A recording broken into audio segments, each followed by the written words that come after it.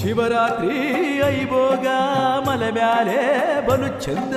ಶಿವರಾತ್ರಿ ಐಭೋಗ ಮಲೆ ಮ್ಯಾಲೆ ಬಲು ಚಂದ. ಮಲೆ ಮ್ಯಾಗೆ ಮಲ್ಜಿನ ಧೂಪ ನೋಡಲು ಬಲು ಚಂದ.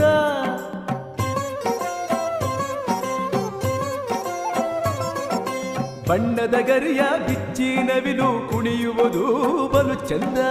ಬಣ್ಣದ ಗರಿಯ ಬಿಚ್ಚಿ ನವಿಲು ಕುಣಿಯುವುದು ಬಲು ಚಂದ. ಮಾದಪ್ಪನ ಕಂಬಳಿ ಗದ್ದುಗೆ ಇನ್ನೂ ಚಂದ.